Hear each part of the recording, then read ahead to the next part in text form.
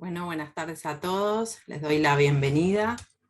Mi nombre es Wanda Rubinstein, soy coordinadora del Centro de Investigaciones de la Facultad, Investigaciones en Neurociencia y Neuropsicología. Soy docente de la casa, investigadora del CONICET. Y bueno, hoy vamos a tener una charla sobre neurociencias, ¿sí? El nombre de la charla es Aportes de las neurociencias en la vida cotidiana, entrenando tu cerebro. Tenemos el gusto de que la charla la va a dar la doctora Nadia Justel. La doctora Nadia Justel es investigadora adjunta del CONICET, es directora del Laboratorio Interdisciplinario de Neurociencias Cognitivas, y junto a su equipo investiga intervenciones mínimamente invasivas capaces de modular las funciones cognitivas. La doctora Nadia Justel es miembro del Centro de Investigaciones Neurociencias y Neuropsicología de esta facultad, de la Facultad de Ciencias Sociales y Universidad de Palermo. Así que vamos a ver si... Ahí está Nadia. Les cuento cómo vamos a hacer la modalidad de la dinámica de la charla. Nadia va a hacer su exposición. Los que quieran realizar consultas las pueden ir haciendo por chat. Yo las voy a ir registrando. Y luego, al final de la charla, voy a hacerle las preguntas a Nadia para que ella pueda ir contestando. Ustedes tienen los micrófonos y las cámaras inhabilitadas, digamos, nuestra comunicación va a ser por chat, ¿sí? Bueno, Nadia, buenas tardes. Hola, buenas tardes. Buenas tardes a todos. Muchísimas gracias, Juan, por la invitación y por la presentación. Así que feliz de estar acá enfrente de todos ustedes. Voy a compartir pantalla, así vamos empezando con la presentación. Decime, Juan, si la ves, por favor. Sí, perfecto. Buenísimo, buenísimo. Entonces, bueno, como bien les dijo Juan, a quien agradezco, la charla se va a llamar Aportes de las neurociencias a la vida cotidiana. En realidad va a ser un ciclo de charlas, esta es la primera, específicamente es Entrenando nuestro cerebro, donde vamos a hablar de actividad física y de ejercicio. Sin embargo, antes de largar con toda esa parte, quisiera mostrarles los conceptos claves que vamos a ver a lo largo de la charla, ¿sí? ¿Por qué? Porque como bien les dijo Juan, esto es un ciclo, y como empezamos con esto, quiero que queden en claro, con Wanda queremos que queden bien en claro algunos conceptos para que todos estemos en la misma sintonía cuando hablamos de determinados tópicos. ¿Sí? Entonces vamos a hablar de lo que es ciencia, de lo que es hacer investigación, y de lo que específicamente es hacer investigación científica en neurociencia. Por otro lado, vamos a hablar de aquello que se conoce como funciones cognitivas, o más comúnmente como mente, y cómo esto tiene un asentamiento en nuestro cerebro. Después sí vamos a dar específicamente paso a todo lo que tiene que ver con ejercicio y actividad física, y cómo a su vez el ejercicio, la actividad física, impacta en nuestro cerebro. ¿Sí? Entonces, todos estos puntitos es lo que vamos a ir viendo a lo largo de estos minutos que vamos a estar juntos. Cualquier pregunta, obviamente, como les dijo Wanda, es bienvenida, y ya sea de algo básico o de no básico. Pero bueno, esto es para que todos nos guiemos y tengamos en claro qué es lo que vamos a ir viendo a lo largo de estos minutos que vamos a estar juntos. Entonces, antes de largar, quería presentar un poquito qué es el Laboratorio Interdisciplinario de Neurociencia Cognitiva, para que sepan quién tienen enfrente. El laboratorio está compuesto por un equipo de psicólogos y musicoterapeutas que estamos dedicados a investigar, ¿sí? Nuestro fuerte es la investigación. Este es el Dream Team. Mi nombre simplemente está en negro porque soy la que va a exponer, pero seguramente los chicos también y las chicas vayan a exponer en otras oportunidades, como les dijo Wanda. ¿Y qué es lo que hacemos específicamente? Investigamos de modo científico cómo modular las funciones cognitivas, cómo modificar, moldear esto que se conoce como mente y cerebro. Nuestro fuerte son la memoria y las emociones, no vamos a hablar hoy de eso, pero sí quería que sepan qué es lo que hacemos en el laboratorio. Como les dije, vamos a empezar de cero, o de un pasito para atrás, acerca de lo que se conoce comúnmente como ciencia, ¿sí? Para que todos estemos en la misma sintonía, porque me dijeron que hay gente, es abierta a la comunidad la charla, entonces está bueno que todos estemos en la misma página. Entonces, la definición específica que tienen acá, no vamos a meternos en esto, pero simplemente es para que tengan una idea. La ciencia tiene que ver con conocimientos que se obtienen a través de una sistematización, ¿sí? Observación, razonamiento, sistematización. Yo les propongo a ustedes que piensen, así que imaginen en su cabeza la palabra ciencia y qué es lo que se les viene a la cabeza. Y siempre hay un imaginario, un ideario de lo que es ciencia, y cuando, por ejemplo, le muestro a mis alumnos lo que aparece al principio de lo que es ciencia, suele aparecer este estereotipo, ¿sí? De batas blancas, de tubos de ensayo, de átomos, y etc. Y quiero que todos estemos en la misma página de que esto sí es hacer ciencia, pero es mucho más hacer ciencia, no es solo esto. Por ejemplo, las imágenes que les voy a mostrar son del equipo haciendo investigación científica, y como ven se alejan bastante del imaginario, de lo que uno tiene, de lo que es hacer ciencia. Esto también es hacer ciencia, es estar en un colegio, estar en Impenetrable Chaqueño, estar en un salón de usos múltiples, estar en un preescolar, en un laboratorio. Cada una de estas imágenes son imágenes del equipo, donde estamos haciendo ciencia y se alejan de esta imagen preconcebida que uno tiene de lo que implicaría, ¿sí? Entonces, lo primero que quiero es que derribemos ese mito de lo que significa hacer ciencia, y abramos un poquito nuestra cabeza que ciencia es más, mucho más. Por otro lado, ¿qué es investigar? ¿Sí? Dijimos que íbamos a dejar algunos tópicos bien en claro. Todos investigamos, ¿sí? Investigar es buscar con interés. Por ejemplo, hoy a la noche tengo ganas de comerme unas empanadas de humita. ¿Qué hago? Busco en Google, le pregunto a mis amigos, me fijo dónde podrían estar esas empanadas, qué se acota a mi presupuesto. Si eso es buscar con interés. En investigación científica hacemos eso de modo sistemático, con determinadas reglas, para poder organizar, recopilar, analizar información que nos permita aumentar todo lo que tiene que ver con un tópico específico, ¿sí? Entonces, es lo que hacemos todos, pero con determinadas reglas, ¿sí? Buscar con interés, de modo creativo, sistemático, siguiendo determinadas reglas. ¿Sí? Eso es investigación científica. Ahora sí, pasando específicamente en qué es la neurociencia. La neurociencia va a estudiar a nuestro sistema nervioso, a lo que se conoce comúnmente como cerebro. Y este objeto de estudio puede ser visto desde diferentes enfoques, ¿sí? Fisiología, anatomía, análisis de sistemas, psicología, musicoterapia. Es decir, que múltiples disciplinas pueden estudiar a nuestro cerebro. Y cada una de ellas lo va a enfocar de un lugar diferente, siempre estudiando desde las ciencias del cerebro. ¿Sí? Entonces, neurociencia es esto. Y más específicamente, vamos cada vez adentrándonos un poquito más, las neurociencias tienen que ver con poder explicar actividades básicas, como son el comer, el caminar, el dormir, hasta actividades no tan básicas, como pueden ser estudiar, memorizar, sentir emociones, enamorarse, crear una obra de arte. ¿Sí? Todos estos objetos de estudio son objetos de estudio de las neurociencias, y lo que nos van a decir las neurociencias es que estas actividades básicas y no tan básicas tienen un asentamiento en nuestro cerebro. Es decir, que pueden ser explicadas a través de un sustrato neurobiológico, como actividad eléctrica, como comunicación nerviosa entre estas células que hay en nuestro cerebro que se conocen como neuronas, ¿sí? Entonces, de esto va la neurociencia, de poder explicar actividades básicas y no básicas a través de un sustrato neurobiológico. Nos seguimos adentrando un poquito más en la charla, que es la neurociencia cognitiva específicamente. Y acá nos metemos en lo que tiene que ver con mente, ¿sí? Esto que yo les decía de actividad mental. Las actividades mentales, funciones cognitivas, cognición, son esas funciones superiores que se asientan de vuelta en nuestro cerebro. Y lo que va a decir la neurociencia cognitiva es que todo nuestro comportamiento y cognición va a tener un sustrato biológico. Es decir, que va a haber una relación intrínseca entre esto que es cognición, funciones cognitivas, y lo que es el cerebro, ¿sí? Este asentamiento biológico.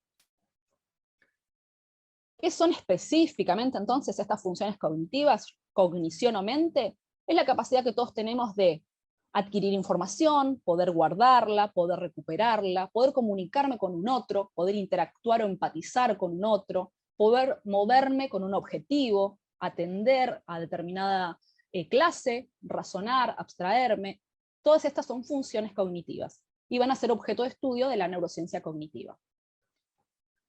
Habiendo dicho esto, ¿sí? Que específicamente la neurociencia se va a ocupar de estudiar el asentamiento neurobiológico de determinadas funciones, es muy importante que todos tengamos en la cabeza que no estamos inmersos, no estamos envueltos en un frasco de mayonesa, como siempre les digo a mis alumnos, ¿sí? No, estamos inmersos en un ambiente, somos parte de un ambiente, y a mí me gusta siempre mostrar el cerebro como un árbol que crece, como algo que está inmerso en un ambiente mayor. ¿Por qué? Porque si bien somos un sustrato biológico, estamos inmersos en un determinado país, hablamos determinado lenguaje, nos comunicamos con determinadas personas, a veces si tenemos la suerte, tenemos acceso a educación, tenemos determinada nutrición en nuestro día a día, determinado nivel socioeconómico. ¿Sí? Todas estas experiencias van moldeando nuestro cerebro, ¿sí? Cómo nos relacionemos con otras personas. Es decir, que este sustrato neurobiológico se encuentra inmerso en este ambiente y este cerebro es modificable. ¿Sí? Esto es lo que se conoce como concepto de neuroplasticidad o plasticidad sináptica, donde, de vuelta, nuestro cerebro es como un árbol que puede modificarse, puede crecer, es plástico, puede modelarse dependiendo de las actividades o experiencias que uno vaya viviendo. ¿Sí? Entonces, esto es súper relevante, porque no es que vamos a hablar simplemente de una neurona aislada, sino que estamos hablando de seres humanos que viven en un ambiente. ¿Sí? Entonces quiero que les quede eso bien en claro, que todo eso modifica al ser humano. Volviendo un poquito para atrás, Wanda les dijo, y yo también les dije, que en el laboratorio trabajamos con intervenciones o tratamientos que modulen las funciones cognitivas. Y esto lo hacemos desde niños, adolescentes, adultos jóvenes, adultos mayores, en todas las franjas etarias. ¿Y por qué? ¿Por qué queremos estudiar esto? ¿De dónde sale el interés de ver qué es lo que pasa con el cerebro y cómo se puede modificar a través de tratamientos mínimamente invasivos? Se sabe, todos sabemos desde público conocimiento, que hay un aumento en la expectativa de vida. ¿Sí? Cada vez el ser humano vive un poco más. Y esto trae aparejado, lamentablemente, determinados déficits asociados a la edad. Hay un aumento en la expectativa de vida y esto también trae aparejados déficits.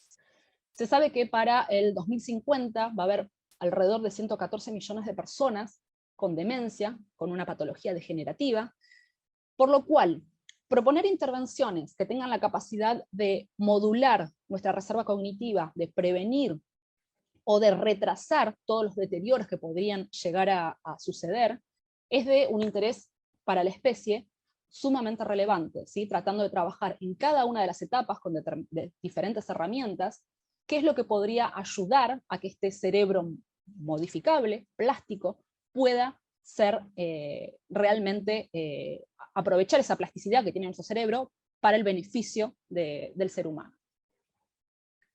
¿Qué estrategias empleamos en el laboratorio? La percepción y producción de música, el conocimiento de una segunda lengua y la realización de ejercicio o actividad física. Y en esta parte es la cual nos vamos a detener, más que nada en la charla de hoy, que tiene que ver en cómo la realización de ejercicio, actividad física, actividad deportiva, puede afectar nuestro cerebro. ¿Sí? Entonces ahí ya nos vamos metiendo específicamente en los que nos traen cómo entrenar en actividad física a nuestro cerebro. Hay otras maneras de entrenarlo, ¿sí? Pero hoy nos vamos a detener con actividad física. Primero largamos entonces con el concepto de qué es actividad física. Y la actividad física implica que hay una activación a nivel músculo-esquelético de nuestro organismo. ¿Sí? Empezamos con eso, hay una activación músculo-esquelética del organismo. A su vez, esta activación genera que aumente mi tasa cardíaca, mi ritmo respiratorio. Y esta activación músculo-esquelética cardiorrespiratoria tiene que ser sostenida por al menos 10 minutos. ¿Sí? Entonces, este combo de cosas tiene que sostenerse por al menos 10 minutos para que hablemos de actividad física. ¿Y por qué necesitamos este timing, esta cantidad de tiempo? Porque toda esta activación musculoesquelética de irrigación sanguínea necesita determinado tiempo para generar una reacción en nuestro organismo, específicamente en nuestro cerebro.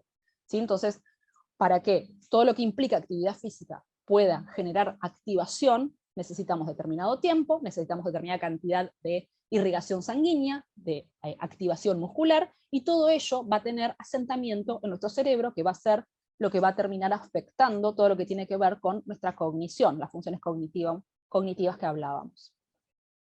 Ahora bien, actividad física no es lo mismo que ejercicio. ¿Sí? Son dos conceptos diferentes que es muy interesante poder diferenciarlos. El ejercicio es una actividad física específica que tiene que ver con tener un plan, con hacerlo de modo estructurado, de modo repetitivo, teniendo un objetivo. ¿Sí? La actividad física es más global, mientras que el ejercicio es muy particular, con un plan, una planificación con determinado objetivo. Por ejemplo, actividad física puede ser limpiar nuestra casa, ir caminando al trabajo, ahí estamos realizando actividad física, jugar cada 2 semanas al fútbol con amigues, eso también puede ser actividad física. Sin embargo, ejercicio es correr 3 veces por semana por un periodo de 8 semanas con un objetivo particular. Por ejemplo, mejorar tiempos de carrera. ¿Sí? Entonces, esos dos conceptos son diferentes y van a afectar de modo diferente a nuestro cerebro. ¿Qué es lo que se sabe? Que la actividad física va a generar cambios en la estructura y el funcionamiento de nuestro cerebro. Estos son dos conceptos diferentes que pueden llegar a afectar al cerebro. Una cosa es la estructura, nosotros tenemos determinadas estructuras, determinadas áreas en nuestro cerebro que pueden modificarse, y otra cosa es cómo funcionan esas estructuras. El ejercicio o actividad física puede cambiar una, las dos o ninguna, ¿sí? Pero hay diferentes llegadas de cómo la actividad física puede cambiar estructura y o funcionamiento del cerebro. Por ejemplo, es muy importante, como les decía hace un tiempito, la irrigación de sangre al cerebro. Esto se modifica y esto hace que a su vez se modifique la estructura de nuestro cerebro. Y también lo que tiene que ver con factores de crecimiento neuronal, ¿sí? La materia gris de nuestro cerebro va a ir modificándose gracias a la actividad física y el ejercicio. ¿Qué pasa entonces? ¿Qué es lo que ocurre cuando todo este cambio musculoesquelético, cardiorrespiratorio, por un tiempo sostenido, llega a nuestro cerebro? Va a afectar las funciones cognitivas. Y hay un montón de estudios que muestran cómo se afectan estas funciones cognitivas. Por ejemplo, afecta la memoria. Se sabe que el ejercicio mejora determinados tipos de memorias, cómo se inhiben las conductas, cómo nos adaptemos a los cambios. Nuestros parámetros atencionales también van a ser modificados debido a la realización de actividad física, cómo podamos manipular información o la velocidad de respuesta que podamos dar. Si todos estos son funciones cognitivas que tienen asentamiento en nuestro cerebro y son modificables debido a la realización de actividad física o ejercicio. ¿Y cómo hacen los investigadores y las investigadoras para ver el impacto que la actividad física tiene en nuestro cerebro? Hay 3 tipos de investigaciones específicas: exposición aguda, entrenamiento sostenido y como estilo de vida. Sí, son 3 tipos de investigaciones que se pueden llevar a cabo. En relación a la exposición aguda, es una única vez, es una exposición focal. Es decir, que evaluamos al sujeto, luego hace ejercicio, determinado tipo de ejercicio, una única vez por más de 10 minutos, y luego lo volvemos a evaluar. Con este tipo de exposiciones se va a modificar el funcionamiento del cerebro. ¿Sí? Si hay varias investigaciones que muestran que con una única exposición nuestro cerebro ya cambia cómo funciona. Por ejemplo, la velocidad de respuesta ante determinados estímulos es más rápida si uno realiza actividad física, por todo esto de la activación sanguínea que existe. Después está eso que vimos recién, sería un ejemplo de actividad física general, ¿sí? Esto que decíamos de olimpiar o caminar.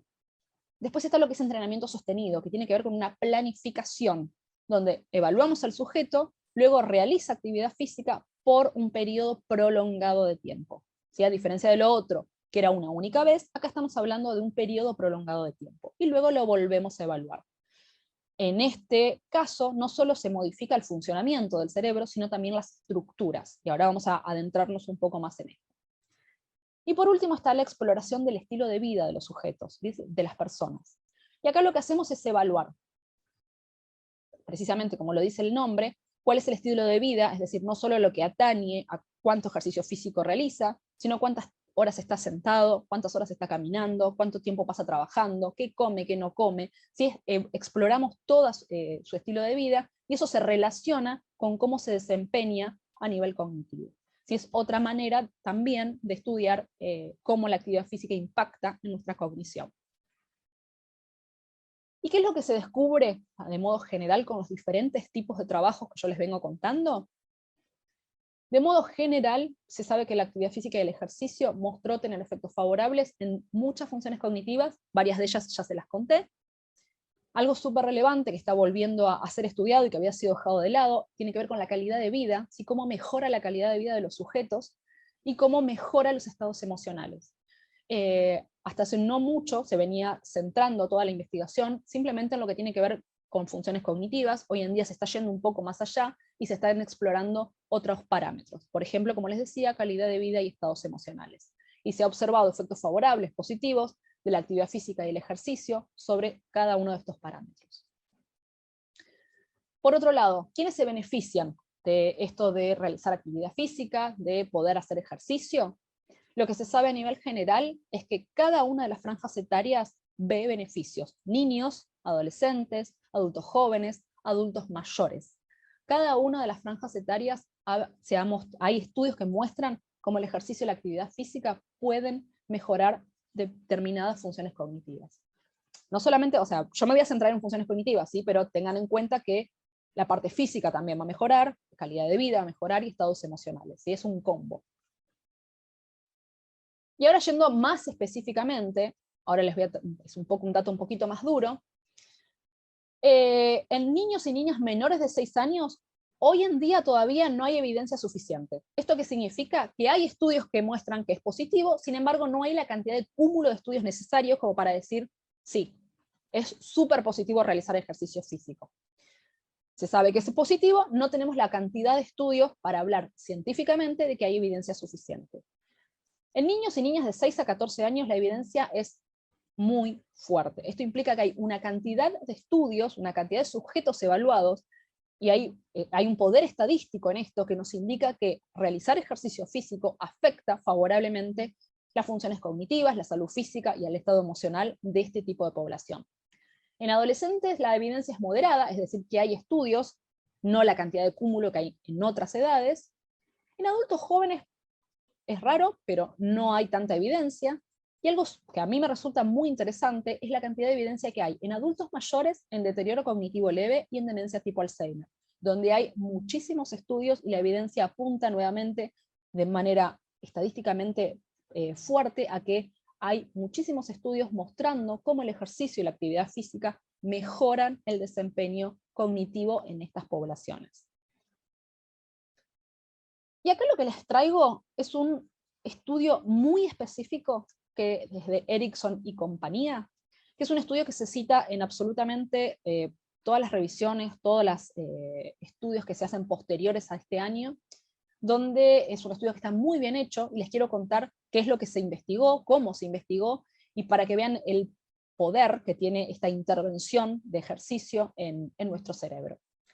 Hay 4 momentos. El primer momento, lo que ven como LB, es línea de base, donde se evalúa la memoria de los sujetos, se les saca sangre para evaluar determinados parámetros, se evalúa su nivel físico, y se realiza una resonancia magnética para analizar el cerebro.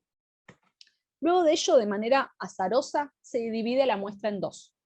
Un grupo se va a llamar ejercicio o grupo experimental, y otro grupo es el grupo control, que va a realizar una actividad de elongación.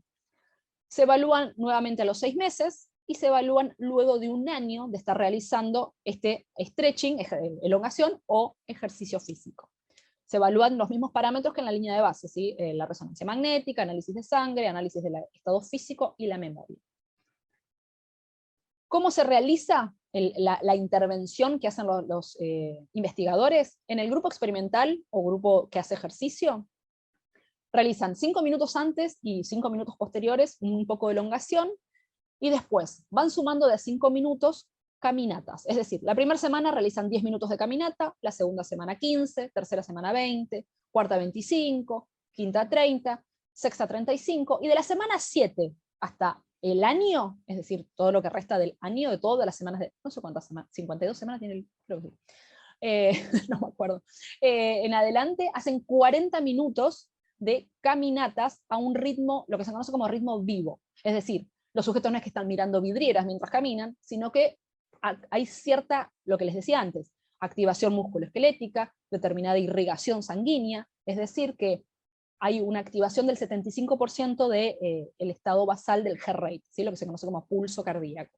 Es decir, que van a un ritmo interesante, ¿sí? No van corriendo, no van mirando pajaritos, van a un ritmo importante. Y mientras que el grupo control, todas las semanas lo que va a hacer es ejercicios de tonificación, postura, yoga, balance, ¿sí? El mismo tiempo que el grupo experimental.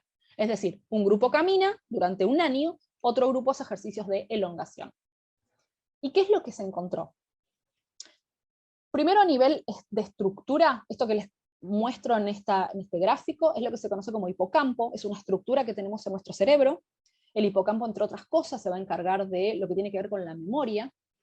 Y algo real es que todos los seres humanos vamos perdiendo, a partir de determinada edad, un 1,5% de volumen de hipocampo a medida que crecemos, ¿sí? A partir de, si mal no recuerdan, los 55 años, anualmente se va reduciendo nuestro volumen de hipocampo en un 1,5%, es decir, vamos perdiendo un poco de hipocampo año a año, ¿sí? Y esto fue lo que replicaron, encontraron en este estudio. También muchos otros ya lo habían encontrado. Ellos encuentran esto, que el grupo control, es decir, el que hizo elongación, va perdiendo volumen hipocampal. Lo interesante es el grupo experimental, el que realizó ejercicio. No solo no perdió, sino que aumentó el volumen de su hipocampo en un 2%. Es decir, muchísimo, ¿sí? No solo no perdió, sino que generó un mayor volumen en esta estructura cerebral. A nivel físico, el grupo control mejoró algo, el grupo experimental mejoró muchísimo más, y esto a su vez, es decir, cuanto mejor uno estaba físicamente, mayores volúmenes en nuestro hipocampo teníamos. ¿Sí? Es decir, hay una asociación entre cuán bien estoy físicamente y cuál es el volumen de mi hipocampo.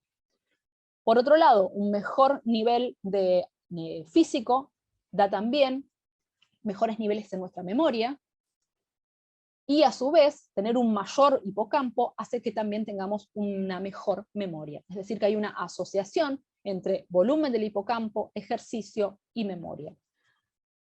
Me quiero volver a detener en esto del hipocampo porque me parece súper relevante. Sería como que nosotros incrementemos 1 o 2 años de volumen a nuestro hipocampo por hacer ejercicio, ¿sí? Le vamos restando años a nuestro hipocampo a medida que pasa el tiempo por hacer ejercicio. Entonces quiero quiero que se queden con esto bien grabado, ¿sí? Que el ejercicio es neuroprotectivo. ¿Qué significa neuroprotectivo? Que protege a nuestro cerebro, protege a nuestras neuronas.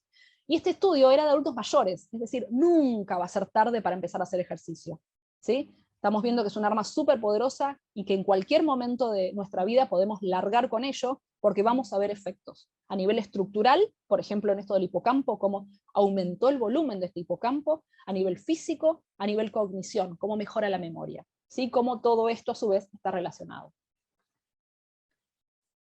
Otra evidencia fuerte está en lo que tiene que ver con deterioro cognitivo leve y demencia tipo Alzheimer. Y lo que muestran los estudios es que cuanto más ejercicio físico hagan los sujetos, menor riesgo va a haber de desarrollar deterioro cognitivo leve o demencia tipo Alzheimer, ¿sí? Y por otro lado, los sujetos que ya tienen demencia tipo Alzheimer, lo que se observa es que realizar ejercicio físico mejora la cognición, ¿sí? Entonces, si no tenemos un deterioro cognitivo leve, una demencia tipo Alzheimer, realizar ejercicio físico implica un menor riesgo de desarrollarlo en un futuro, pero por otro lado, si lo tenemos, realizar ejercicio físico va a mejorar igualmente nuestra cognición. Y en esta población decíamos que había evidencia de tipo fuerte estadísticamente hablando. ¿Por qué fuerte? Porque tenemos más de 53.000 participantes evaluados. ¿Sí? Esto significa que hay muchísima gente en muchísimos países y diferentes grupos de investigación que han mostrado lo mismo, cómo se relacionan estos constructos, ¿sí? Por eso hablamos de evidencia estadísticamente fuerte. Una pregunta que obviamente nos surge a todos es, bueno, ¿cuánto tengo que hacer ejercicio? ¿Qué es mucho? ¿Qué es poco? ¿Cuánto? Y acá lo que quiero introducir es este concepto de curva de U invertida, ¿sí? Ustedes acá ven una U al revés, una U invertida, y lo que nos dice la literatura es que ser sedentario no nos ayuda a lo más mínimo, pero sobreentrenarnos tampoco. Es decir, mucho ejercicio físico tampoco es beneficial para la salud.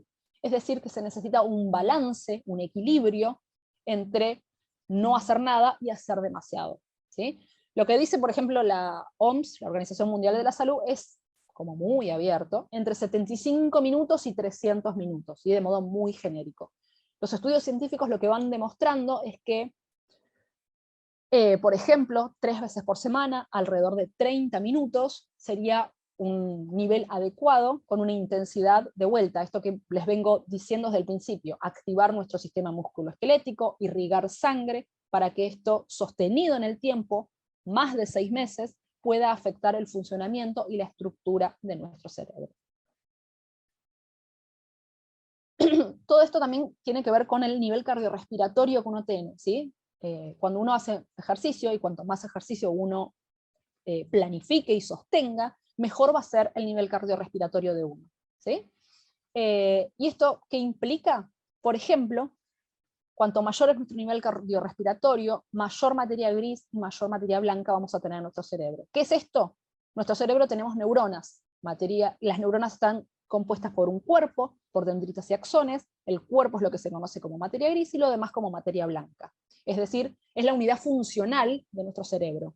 Y lo que se observa es que cuanto mayor nivel cardiorrespiratorio tenemos, mayor nivel de materia gris y blanca, de esto que sostiene nuestro cerebro, tenemos. Por otro lado, aumenta nuestro volumen cerebral. Por ejemplo, lo que les decía recién, del volumen del hipocampo, si aumenta el volumen del hipocampo. Entonces, ahí estamos viendo cómo realizar actividad física, tener un mejor nivel cardiorrespiratorio, cambia la estructura de nuestro cerebro. A su vez, hay un menor declive en todo lo que tiene que ver con el lóbulo temporal medial, son las estructuras que se relacionan con las emociones, con la memoria, y como todas ellas están, si tenemos un mayor nivel cardiorrespiratorio, tienen una menor degeneración, ¿sí? Por otro lado, acá lo que les muestro es la neurona tiene un axón, ¿sí? Imagínense como una pata, que está envuelta en algo que se conoce como mielina. Lo que las neuronas hacen es comunicarse entre ellas. Necesitan de esta vaina de mielina para que la comunicación sea relativamente rápida. Lo que se sabe es que cuanto mayor nivel cardiorrespiratorio yo tengo, mayor vaina de mielina tengo, más densas son las fibras y mayor es el diámetro axonal, permitiendo una mejor comunicación en nuestro cerebro. Por otro lado, cuanto mayor nivel cardiorrespiratorio hay, menor proteína beta-amiloide se observa en el cerebro. ¿Qué es la proteína beta-amiloide? Es algo que todos tenemos, en mayor o menor medida, y que cuanto más acumulación hay, peor va a ser para nosotros. ¿Sí? Por ejemplo, se asocia en la demencia tipo Alzheimer, es uno de los parámetros que se sabe que tienen los cerebros con demencia tipo Alzheimer, ¿sí? Mayor cantidad de proteína beta-amiloide. Y lo que se sabe es que cuanto mayor es nuestro nivel cardiorrespiratorio, menos de esta proteína vamos a tener. Podría ser una posible explicación a por qué el realizar ejercicio físico es neuroprotectivo en este tipo de patologías. Y después, ¿en qué forma tenemos que realizar el ejercicio? Si es otra de las preguntas que también siempre se hacen. ¿En qué forma hay que hacer ejercicio físico? Y de vuelta, esta es una pregunta que queda abierta. ¿Cuánta frecuencia semanal? Yo les tiré una idea general de lo que dicen los estudios, alrededor de 3 veces por semana a lo largo de 30 minutos cada vez a lo largo de 6 meses. Eso es como un estimado muy general. ¿Cuánto tiene que durar? Como les decía, más o menos de 6 meses en adelante se sabe que hay mejoras a nivel estructural y funcional.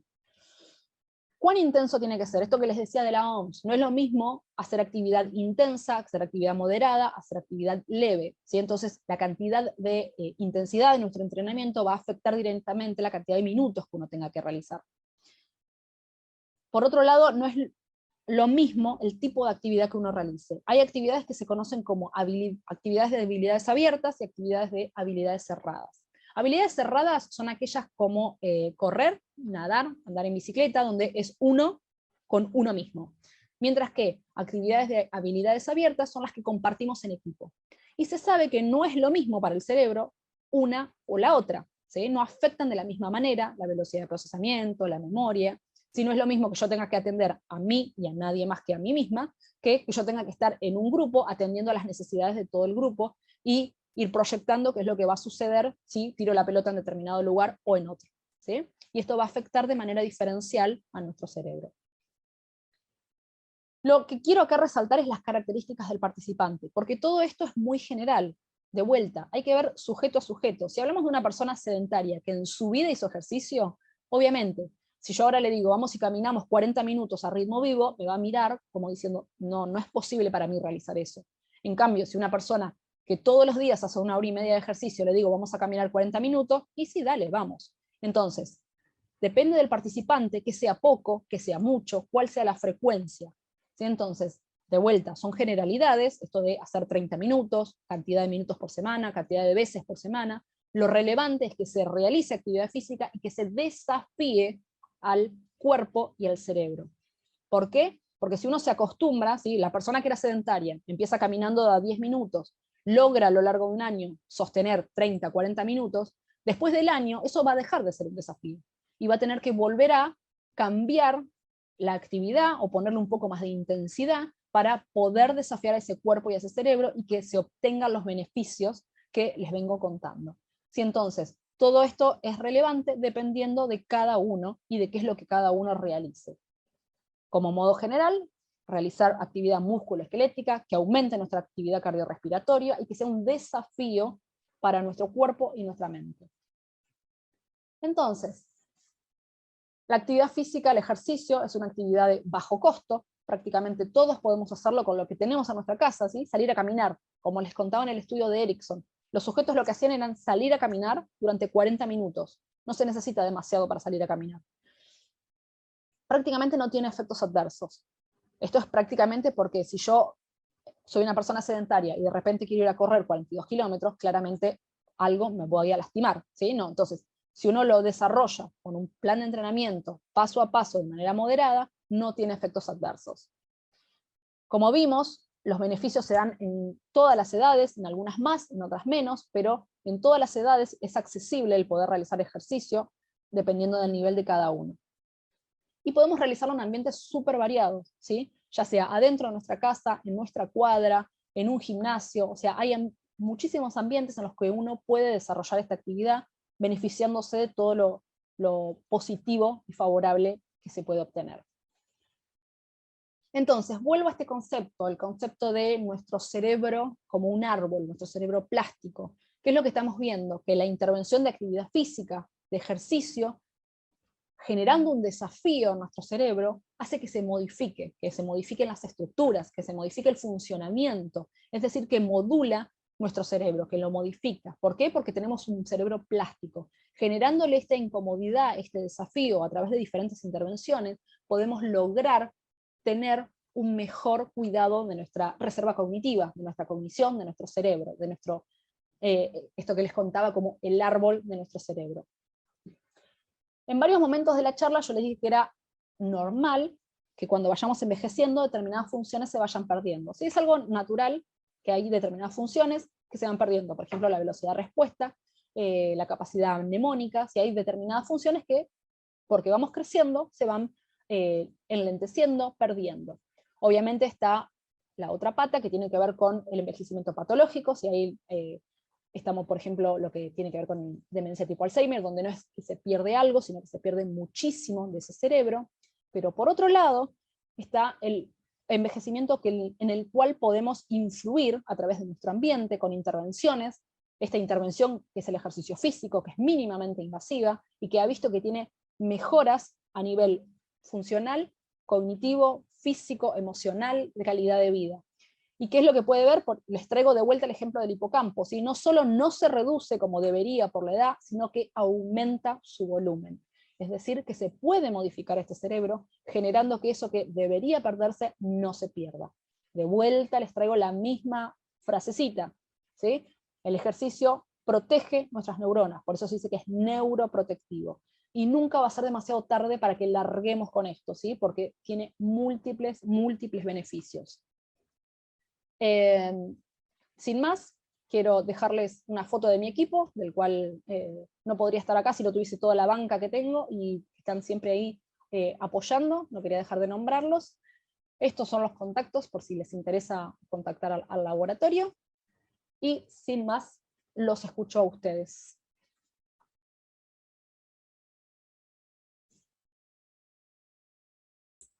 Bueno, gracias Nadia, súper interesante. Bueno, lo primero que tenemos que hacer, los que no hacen ejercicio, ya empecé, es empezar por lo menos. Bueno, voy a arrancar con las preguntas que se hicieron al inicio, ¿sí? A ver, la primera pregunta, ¿no hay suficiente evidencia para los adultos jóvenes solamente en relación con los ejercicios y la actividad física, o en todas las áreas se refiere la poca evidencia? ¿O de vuelta? ¿Cómo? No hay suficiente, voy de vuelta. ¿No hay suficiente Sí. evidencia para los adultos jóvenes solamente en relación a los ejercicios y la actividad física, o en todas las áreas se refiere la poca evidencia? Lo que sucede con los adultos jóvenes es que están, por lo general, en un techo. ¿Qué significa en un techo? Están en el mejor momento de sus funciones cognitivas, ¿sí? Nosotros cuando se evalúa un sujeto adulto joven, hay que ver con qué se lo evalúa, ¿sí? Entonces, no es que no haya evidencia hay, y la evidencia apunta a que mejora las funciones cognitivas, mejora la calidad de vida, mejora todo esto que les venía diciendo. El punto es que cuando se habla en ciencia de evidencia fuerte, como les decía con lo de adultos mayores, hay una cantidad de estudios que tiene que ser como un cúmulo muy relevante. Y en adultos jóvenes hay varios estudios que muestran efectos favorables y otros que muestran efectos nulos, no negativos, pero sí nulos, como que no se halló efecto. Y esto lo que explican los investigadores es que podría deberse un efecto de techo. Es decir, que están en su mejor momento los adultos jóvenes y por ende no es que pueden seguir mejorando más. Bien. El aumento del hipocampo, además de mejorar la memoria, ¿qué otras funciones cognitivas pueda llegar a mejorar? Y hay otra pregunta que viene relacionada con esa que hicieron recién, que tiene que ver específicamente del hipocampo. ¿Qué dentro del hipocampo qué función podría modular? En ese estudio en particular se hablaba del hipocampo y la memoria, específicamente memoria visoespacial era. Porque hay un montón, pero un montón de datos en animales, ¿sí? De cómo el ejercicio afecta el cerebro, y ahí sí hay realmente un cúmulo de evidencia increíble. Entonces lo que quisieron hacer estos investigadores es evaluar el mismo tipo de memoria en relación al hipocampo que se estudiaba en animales, y esta era una memoria visoespacial. ¿Sí? Entonces era ese tipo de memoria en particular. Se ha hallado efecto en otros tipos de memorias, ¿sí? Por ejemplo, memorias emocionales, memorias visuales, memorias verbales. El hipocampo se relaciona más que nada cuando se lo evalúa en relación a memoria. No sé si quedó algo pendiente. Bueno. Sí, ahí voy, están preguntando mucho. Genial. Me gustaría saber en relación a los niños que tienen autismo, ¿cuál sería la correlación entre la neurociencia, si estaría involucrada en la cuestión de estimulación y la evaluación motora? No sé si vas a... Mira, no, yo la verdad que no podría responderte en relación a autismo y ejercicio porque no he leído acerca del tema, así que esa te la dejo pendiente, porque no quiero hablar sobre algo que no sé. ¿Se sabe cuáles son los posibles efectos perjudiciales del ejercicio físico excesivo sobre las funciones cognitivas? A ver, sí, hay estudios, no son demasiados, pero sí se sabe el efecto de fatiga o agotamiento que genera exactamente el efecto contrario a lo que yo les vengo contando, ¿sí? Menor velocidad de procesamiento, menor velocidad de atención, peor memoria, desinhibición de conductas, es decir, lo contrario a lo que yo les venía contando. Se sabe que el sobreentrenamiento, y acá lo que se estudia, hay estudios que muestran, por ejemplo, en corredores de Ironman, ¿sí? Que hacen distancias que son monstruosas y hacen entrenamientos que son monstruosos. No es que estamos hablando de que corren todos los días 1 hora y después hacen 1 hora de... No, es mucha carga de doble turno en el día. No hay tanta evidencia de vuelta como para... como les mostraba en otras franjas etarias, pero sí hay evidencia de cómo afecta negativamente. Sí. Bien.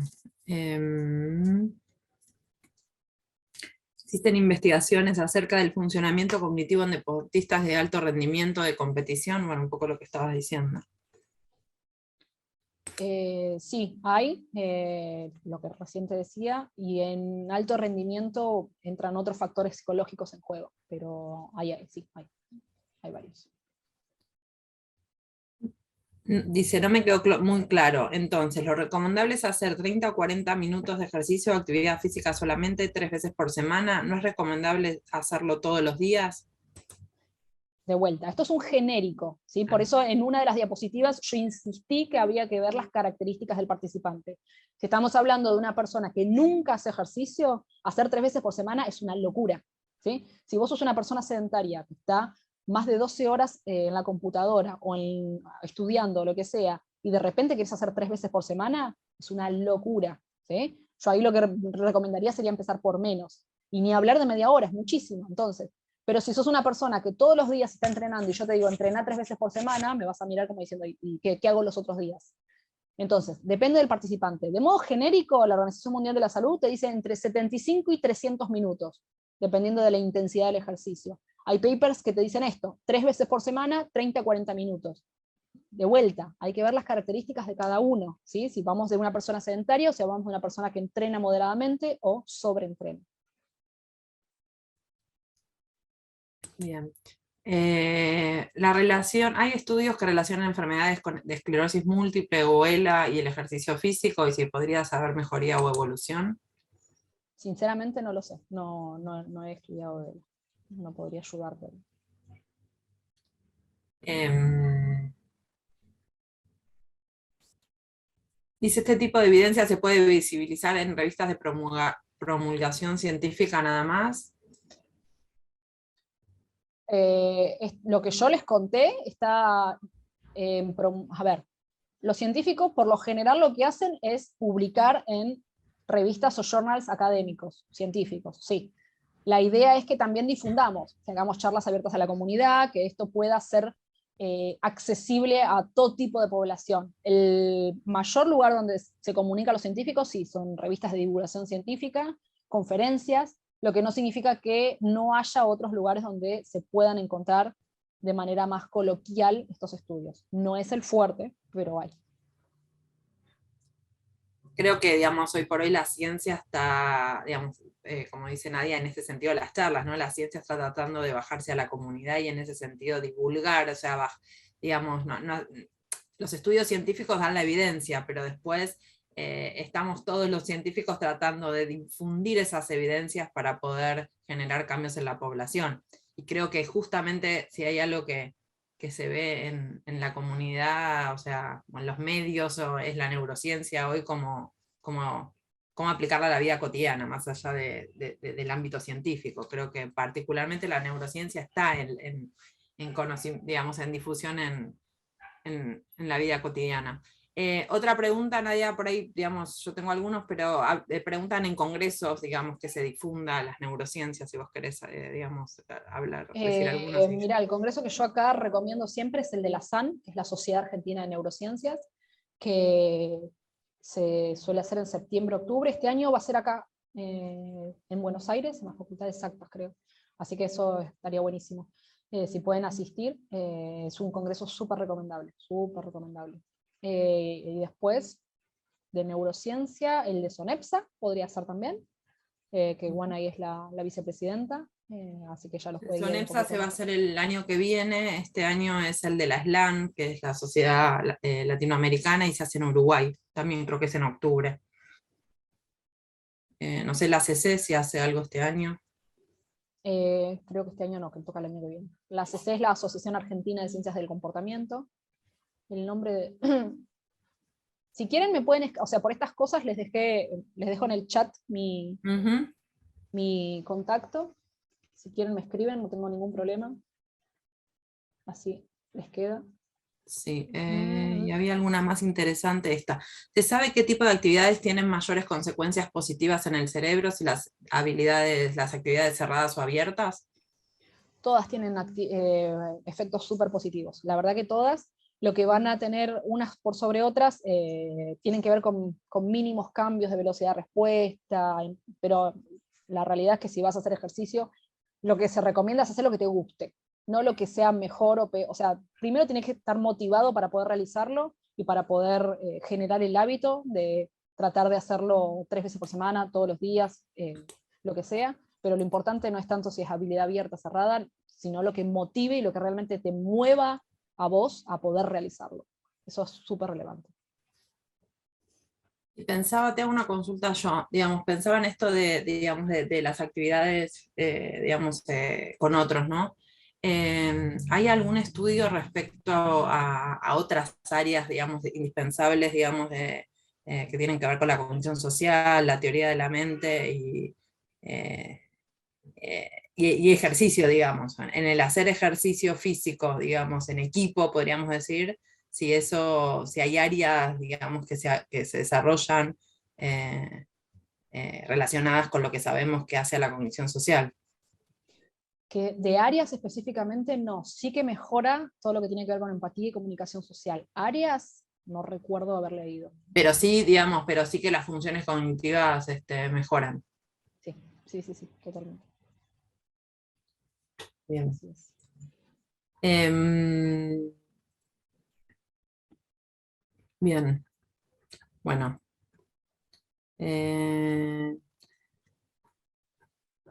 Recomiendo para algunas preguntas puntuales que hay, sí, que le escriban a Nadia. También les dejo mi mail si tienen consultas, ahí preguntan por libros. Bueno, eso sí nos pueden preguntar. Compartimos información y libros si quieren. Sí, libros les puedo pasar también, PDFs y demás. Así que por pedidos específicos de temas o libros o autores, nos piden por mail y podemos compartir. Totalmente. Bien, bueno, esperamos que les haya gustado la charla. Respecto a, habían pedido el tema de la grabación y habían pedido el tema del PowerPoint. Esto, digamos, si la respuesta es afirmativa, van a recibir los que fueron inscriptos, digamos, el link de YouTube y el PowerPoint, no se los podemos confirmar ahora. Pero bueno, si la respuesta es afirmativa, me voy a ocupar de que tengan el link de la charla. Les decía que la charla es grabada para uso interno, pero digamos, si es posible, lo vamos a subir a YouTube. Y lo mismo el PowerPoint de Nadia, que después veré con ella si lo podemos compartir. La próxima charla que me están preguntando ahí es el 21 de junio. ¿Sí? Y lo que vamos a ver ahí es implicancia, el impacto de las emociones en el rendimiento cognitivo, ¿sí? Así que bueno, los esperamos, y pueden seguir también la página, el Instagram del UP, ¿sí? Para tener la información de las charlas que se van dando. Bueno, muchas gracias Nadia por la participación, súper interesante. Bueno, ahí te están mandando mensajes en el chat. Gracias a todos por estar ahí y por escuchar. Mil gracias. Bueno, nos vemos la próxima. Chau, chau. Chau, chau.